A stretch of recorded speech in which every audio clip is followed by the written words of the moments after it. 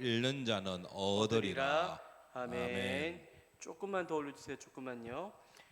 여러분, 오늘 말씀을 통하여 우리가 예수님께서 이 땅 가운데 오신 목적에 대해서 함께 살펴보기를 원합니다.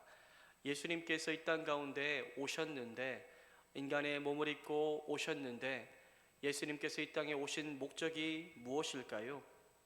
우리가 알다시피 예수님께서 이 땅 가운데 오신 목적을 우리가 생각한다면, 죄에서 저와 여러분을 뭐하기 위해입니까?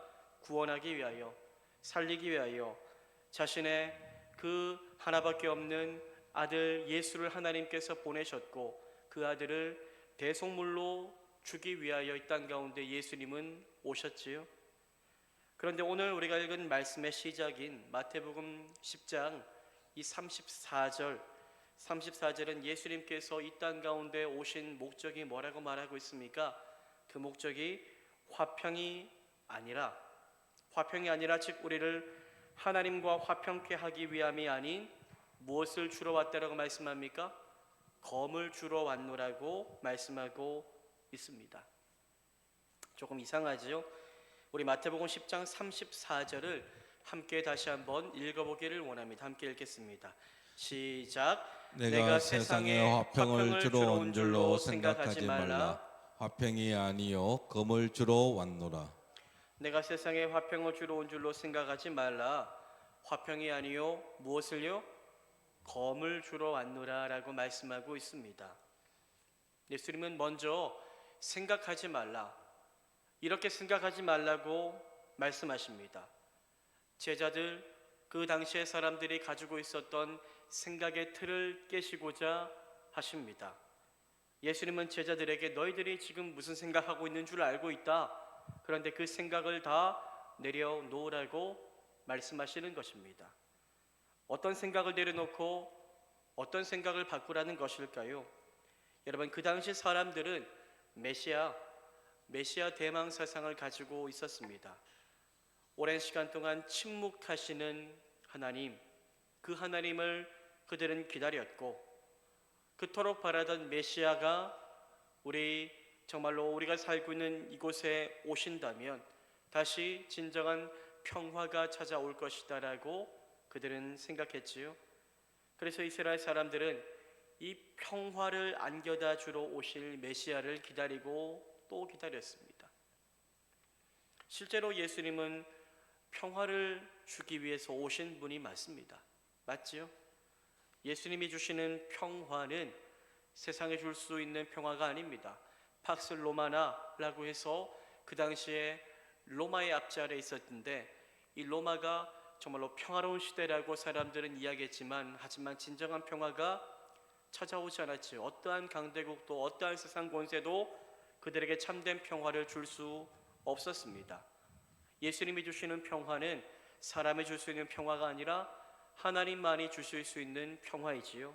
그 평화를 주시기 위해서 예수님은 하늘에서 하늘 보좌 다 버리시고 이 땅 가운데 우리를 위하여, 평화를 주기 위하여 사람의 몸을 입고 이 땅 가운데 오신 것입니다. 그런데 조건이 있다는 겁니다.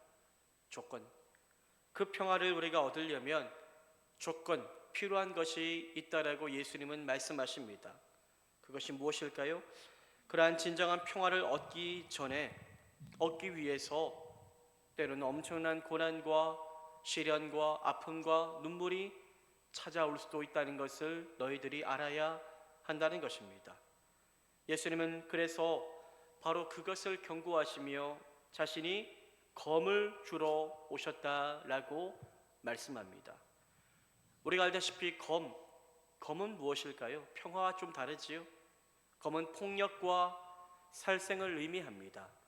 이것은 예수님을 따르는 사람들, 저와 여러분같이 예수님을 따르는 사람들은 검처럼 무서운 강력한 저항과 핍박을 받을 수도 있다는 거지요.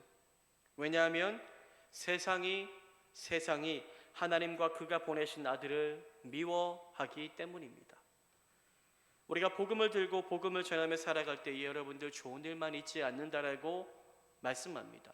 때론 핍박, 어려움이 찾아올 수 있다라고 성경은 말씀하고 있습니다.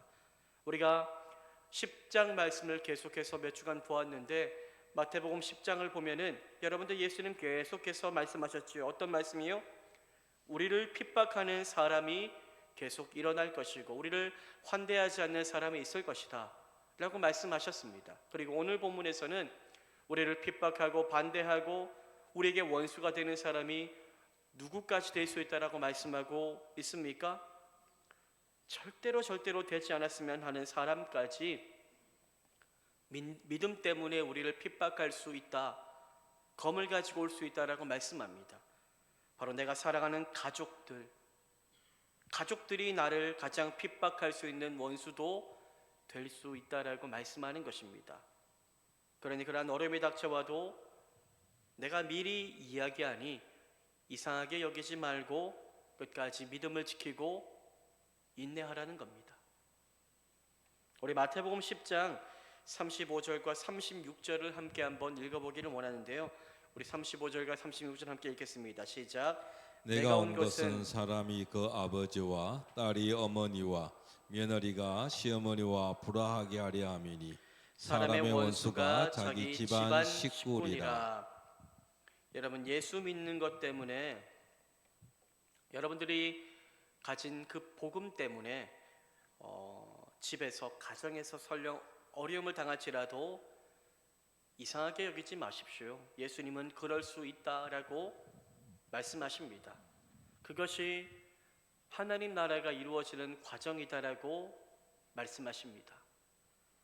우리는 이렇게 생각합니다. 예수 믿는 것 때문에 핍박받고 어려움 당하면 나만 왜 이래? 다른 사람들 다 잘 믿고 함께 교회 잘 다니는데 왜 나만 이럴까? 우리 가정은, 왜 우리 남편은, 왜 우리 아내는, 우리 아이들은, 우리 부모는 복음도 안 듣고 도리어 교회 가는 것 반대하고 나를 이토록 힘들게 할까? 내가 잘못 살아서 그런 것일까? 내가 축복받지 못한 존재라서 그런 것인가? 라고 생각할 수 있습니다. 그럴 수 있습니다. 하지만 그렇게 생각하지 말라는 것입니다. 예수님은 가정에서 복음으로 인하여 불화하게 되는 것이 이상한 것이 아니다, 당연히 있을 수 있는 일이다 라고 말씀하십니다. 35절에 불화하다라는 말이 나오는데요, 헬라어 디카조라는 말인데 둘로 나뉜다라는 뜻을 가지고 있습니다. 즉 아무리 나눌 수 없는 혈연관계라고 할지라도, 그렇죠? 혈연관계를 어떻게 나눌 수 있습니까? 우리 인간적으로 나눌 수 없다라고 할지라도 신앙이 다르면, 믿음이 다르면 둘로 나뉘어 하나가 될 수 없는 상태에 이를 수도 있다라고 예수님은 말씀하고 있는 거죠. 여러분, 오늘 본문이 예수님께서 마치 우리의 가정을 깨뜨리고 일부러 불화를 주시기 위해서 오셨다는 의미일까요? 아닙니다. 아닙니다. 가족이라 할지라도, 나의 가족이라 할지라도 예수 믿는다는 이유 때문에 원수가 될 수 있을 만큼 세상이 악해질 수 있다는 것을 말씀하고 있는 것입니다. 그래서 36절에서 사람의 원수가 자기 집안 식구니라 라고 예수님은 말씀하신 것입니다. 그러나 그럴지라도 그러면 그 어려움 속에서 믿음을 포기해야 된다는 것입니까? 아니라는 거지요. 아니라는 거지요. 그럴지라도 그리스도인은 예수 믿는 것을 포기하지 말라는 것입니다. 이런 일이 있을 줄 알고 대비하고 포기하지 말라 말씀하시는 것입니다. 일시적인 가정의 평화를 위해서 우리에게 영원한 평화를 줄 수 있는 예수 그리스도의 복음, 그 믿음도 절대로 버려서는 안 된다는 것입니다. 그래, 우리의 가정을 위해서, 그래, 우리의 가족과 하나 되기 위해서 내가 믿음 포기해야지, 내가 예수 포기해야지, 이렇게 해서는 안 된다는 거죠. 그것만큼은 절대로 타협하지 말아야 한다는 것입니다. 오히려 그러한 핍박 속에서도 예수가 우리 인생의 유일한 구원의 길임을 끝까지 믿고 선포하여야 하나님의 때에 모두가 구원받아 하나님의 친백성이 될 수 있음을 말씀하고 있는 것입니다. 그러니 끝까지 어떤 어려움이 찾아와도 사람 앞에서 우리가 예수 그리스도를 부인하지 말고 믿음으로 시인하며 살아가라는 것이지요. 마태복음 10장 32절인데요. 우리 32절 말씀도 함께 한번 읽어보겠습니다. 시작. 누구든지 사람 앞에서 나를 시인하면 나도 하늘에 계신 내 아버지 앞에서 그를 시인할 것이요. 예수님께서 믿지 않는 가정에서 끝까지 예수님 부인하지 않고 시인할 때에 그 시인하는 우리를 다 보고 계십니다. 우리의 시인하는 그 믿음의 목소리를 다 듣고 계십니다. 그리고 예수님도 그러한 우리를 보시고 하늘에 계신 하나님 앞에서 우리의 모습을 시인하실 것이다 라고 말씀하고 있습니다. 우리가 살아가는 인간 세상에서 가정이란 것은 가장 소중한 공동체이지요. 그런데 이러한 가정 공동체가 붕괴되어서 서로 불화하며 원수로 여기게 된다는 사실은 사실 너무나 충격적인 소식이 아닐 수가 없습니다. 그러나 예수님은 복음 때문에 그러한 일이 있을 수 있다라고 말씀합니다. 그것이 사탄이 우리를 공격하는 도구가 될 수 있다라고도 말씀하십니다. 혹자는 이러한 예수님의 말씀을 오해하여서 기독교는 반인륜적이다 라고 말하며 예수를 믿으면 무조건 가정에 불화가 오게 된다라고 이해하는데 그것은 잘못된 생각입니다. 본문이 말하고자 하는 바는 우리가 예수님을 온전히 따르고자 할 때에 불신자들과의 갈등과 불화가 필연적으로 찾아올 수 있다는 것입니다. 그리고 그 갈등과 분쟁은 내게 갈등과 분쟁을 안겨다 주는 사람은 여러 사람들이 될 수 있지만 어쩌면 혹여나 가장 가까운 나의 가족이 될 수 있다는 것을 알려주는 것입니다. 그러나 그럴지라도 절대로 우리가 믿고 있는 이 복음을 절대로 부인하지 말고 이 복음을 삶의 최우선순위에 두며 살아가는 자가 바로 진정한 예수의 제자다라고 예수님은 말씀하고 계신 것입니다. 성경은 여러분들 늘 한 절만 보면 위험합니다. 성경은 늘 전체를 보고 해석할 수 있어야 되겠지요. 예수님이 오늘 이 말씀만 보고 시어머니와 며느리가 서로 원수가 되라 예수님 그렇게 말씀하셔서 오늘 우리 어머님 저랑 한판 붙읍시다 이런 게 아니지요. 이런 게 아닙니다. 여러분들 성경은 무엇을 말합니까? 늘 전체를 보아야 되는데 성경은 늘 가족을 사랑하고 잘 보살필 것을 말씀하고 있습니다. 디모데전서 5장 8절은 이렇게 말씀하는데요.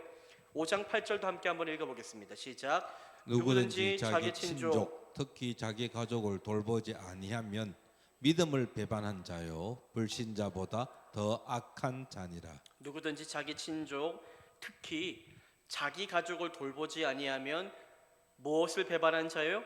믿음을 배반한 자요 불신자보다 더 악한 자니라 라고 말씀하며 예수님은 가족을 사랑하고 돌보고 섬기는 것을 반드시 해야 하는 일이다라고 말씀하셨습니다. 이렇듯 성경은 우리에게 하나님께서 허락하신 가족을 돌보고 사랑할 것을 말씀하십니다. 그렇지 않은 자는 믿음도 배반한 자가 되고 불신자보다 더 악한 자가 될 수 있다라고 말씀하고 있습니다. 그런데 왜 예수님은 마태복음 10장에서는 오늘 본문에서는 이렇게 말씀하고 있는 것일까요? 여러분들 바로 그렇게 사랑하는 가족, 우리가 그토록 사랑하는 가족보다 누구를 더 사랑하라고요? 예수님을 더욱더 사랑해야 함을 알려주시기 위함입니다. 마태복음 10장 37절도 함께 한번 우리 읽어보겠습니다. 시작. 아버지나 어머니를 나보다 더 사랑하는 자는 내게 합당하지 아니하고 아들이나 딸을 나보다 더 사랑하는 자도 내게 합당하지 아니하며. 당시 많은 그리스도인들은 여러분들 예수님 이후에 또 1세기의 그리스도인들은 예수를 믿는다는 이유 때문에 그가 속한 공동체나 가족들로부터 신앙적인 문제 때문에 핍박받고 버림받기도 하였습니다. 예수님 믿는 것 때문에 가정에서 많은 어려움들이 찾아온 거지요. 그래서 그런 어려움 때문에 어떤 사람들은 예수 믿는 것이 너무나 부담스럽고 포기하고자 했던 사람도 있었습니다. 그러나 예수님은 절대로 믿음 믿음을 포기해서는 안 된다라고 말씀하십니다. 그래서 예수님은 그 당시 사람들이 가장 소중하게 여겼던 자신의 가족들보다 예수님을 더욱더 사랑해야 한다는 것을 이렇게 본문을 통해 말씀하고 있는 것입니다. 그것이 바로 진정한 믿음이고 진정한 제자의 삶이다. 우리가 몇 주 전에 제자도에 대해서 함께 살펴보았는데, 그렇죠? 예수를 따르기 위해서 모든 것을 버리고 주를 따르니라, 이 말씀을 보았지 않습니까? 마찬가지로 우리 인간적인 세상 가운데 우리가 버리지 못하는 게 뭐가 있을까요? 우리의 부모일 수도 있고 우리 아들, 딸일 수도 있지 않습니까? 그런데 그것마저도 예수를 위하여 버리고 예수를 더욱더 사랑할 수 있는 자가 진정한 제자라고 예수님은 말씀하고 있는 것입니다. 수준 높은 믿음을 우리 가운데 요구하시는 거죠. 그냥 믿음이 아니라 예수님을 가장 사랑하는 믿음. 그래서 예수님을 가장 사랑하기에 내가 사랑하는 소중히 여기는 것들도 예수님 다음으로 넘기고 내려놓을 수 있는 믿음을 요구하시는 것입니다. 심지어 내가 내려놓고 포기해야 될 대상이 내 가족, 사랑하는 가족이 될 수도 있다는 것입니다. 좀 무서운 말씀이죠. 아버지나 어머니를 나보다 더 사랑하는 자는 내게 합당하지 아니하고 아들이나 딸을 나보다 더 사랑하는 자도 내게 합당하지 아니하며, 강하게 예수님은 말씀하고 계십니다. 합당하지 아니하고 라고 말씀하고 있는데요, 이 말은 헬라어로 직역하면 나에게 가치가 없다는 겁니다. 가치가 없다. 아버지나 어머니를 나보다 더 사랑하는 자는 내게 가치 없다. 아들이나 딸을 나보다 더 사랑하는 자도 내게 가치 없다 라고 말씀하시는 겁니다. 거꾸로 생각해 보면 예수님께 가치가 있는 믿음의 삶은 아버지나 어머니보다 예수님을 더욱 사랑하는 삶이고 아들이나 딸보다 예수님을 더욱더 사랑하는 삶입니다.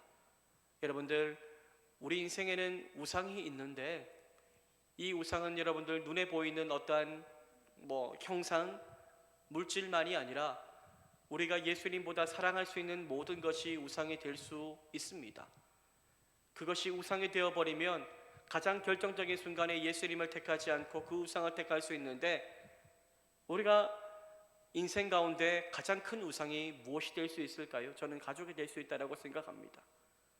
내가 가장 사랑하는 남편과 아내, 부모와 자녀가 내게 주신 소중한 하나님이 주신 기업이지만, 하지만 이 기업을 하나님보다 예수님보다 더 사랑하게 된다면 그것이 바로 우상이 될 수 있음을 말씀하고 있는 것입니다. 아브라함은 자신의 그 독자 이삭을 바쳤습니다. 그렇죠? 그런데 무정해서가 아니라 정말로 무서운 사람이어서가 아니라 누구를 가장 사랑하였기 때문에요? 하나님을 가장 사랑하였기 때문에 그렇게 하나님께 우선권을 드리며 자신의 아들마저 바칠 수 있었던 것입니다. 하지만 하나님이 어떻게 하십니까? 그 아들을 받지 않으시고 제물을 준비하셔서 여호와 이레의 은혜를 주시지 않습니까?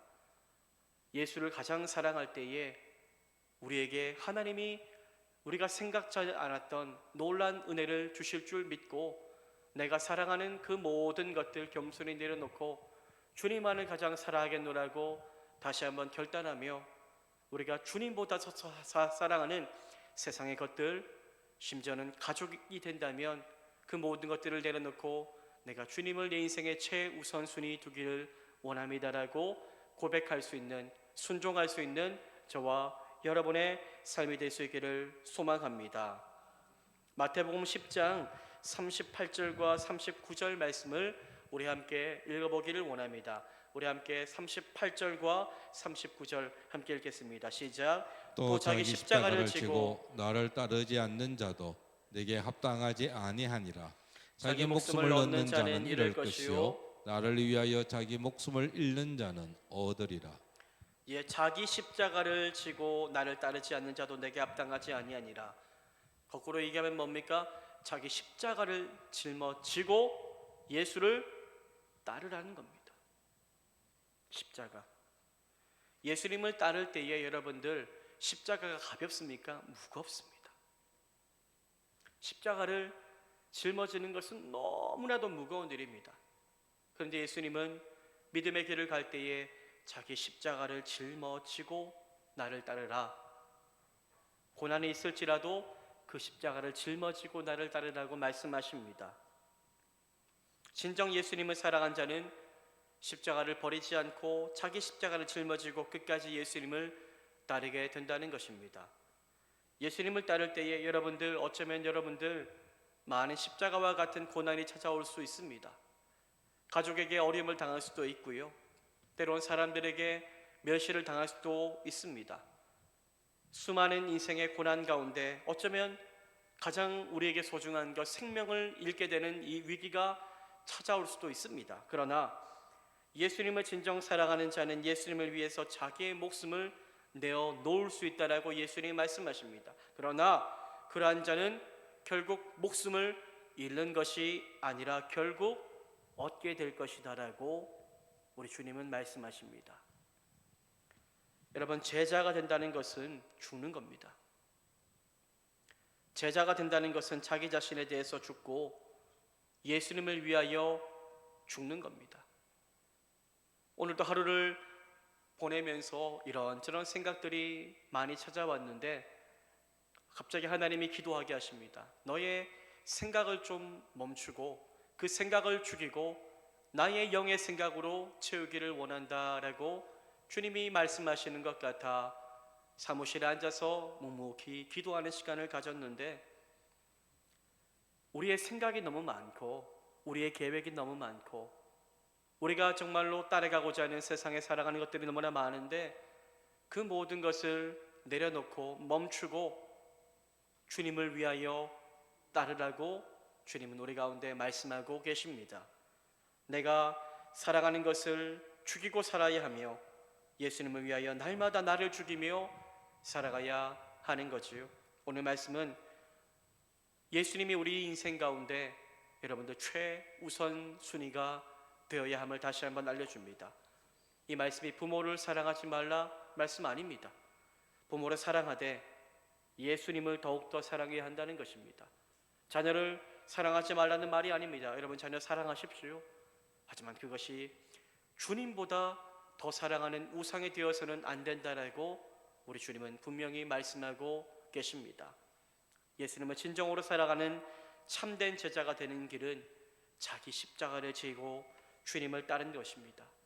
자기 십자가를 진다는 것은 때로는 고난을 짊어진다는 것이고 때로는 복음으로 인하여 가족으로부터 핍박을 당할 수 있다는 것이고 때로는 내가 그토록 사랑하는 것들마저도 포기하고 내려놓을 수 있는 것을 말하는 것입니다. 그러나 그 모든 자기 십자가를 기꺼이 짊어지며 나아갈 때에 우리 주님이 그 십자가의 고난 가운데 정말로 세상 줄 수 없는 영광의 은혜를 주실 줄 믿고 여러분들 십자가를 짊어지고 주님을 따를 수 있기를 간절히 소망합니다. 이러한 우리의 믿음을 보시고 우리 주님은 의롭다라고 말씀하시며 영광의 상급을 허락하여 주실 것입니다. 오늘 이 시간 정말로 내가 주님만을 가장 사랑하기를 원합니다라고 다시 한번 고백하며 주님을 위하여 나의 십자가를 짊어지고 주님을 끝까지 따를 수 있도록 주님 인도해 달라고 우리 함께 찬송하며 기도하는 은혜의 시간 되기를 주님의 이름으로 축복합니다.